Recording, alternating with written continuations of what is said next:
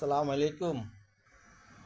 ৭১-এর খেলাযোগের একটা নিউজ দেখলাম যে কোনো একটা সংস্থা আনঅফিসিয়ালি আর্জেন্টিনাকে ব্যান করার জন্য, বিশ্ব ফুটবল থেকে ব্যান করার জন্য একটা পিটিশনের আয়োজন করছে। সেটাতে টার্গেট নিছে তারা মাত্র ৫০ লাখ। সেখানে অনলাইনে ২ কোটি সাইন পড়ছে। এখন আপনারা বুঝে নেন যে আর্জেন্টিনার প্রতি সারা পৃথিবীর মানুষের কি পরিমাণ ঘৃণা। একমাত্র বাংলাদেশের হুজুকে আর্জেন্টিনার সমর্থকরা এটা বিশ্বাস করবো না।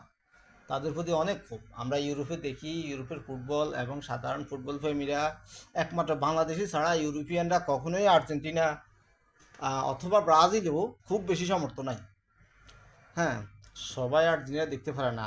একদিকে সবসময় বিশ্বকাপের রেফারির সুবিধা পায়, আরেকদিকে এবারে মেসির প্রতি স্বজনপ্রীতি হয়েছে, আরেকদিকে পরপর কয়েকটা ম্যাচে আর্জেন্টিনার পক্ষে ডিসিশন নেওয়া, তারপরে ফাইনালে আর্জেন্টিনার এই লজ্জাজনক হার, এই সব মিলে অতীতে 2টা বিশ্বকাপের খারাপ কেলেঙ্কারি, সব মিলে সারা পৃথিবীর মধ্যে ফুটবল ফ্যানরা আর্জেন্টিনাকে চায় না। যে পিটিশনের আয়োজন করছে অনলাইনে, আপনারা যা ওই নিউজটা দেখতে পারেন, সেখানে সারা পৃথিবীর মানুষ, 2 কোটি মানুষ সাইন করতেছে। এখনও সাইন হচ্ছে আর হচ্ছে।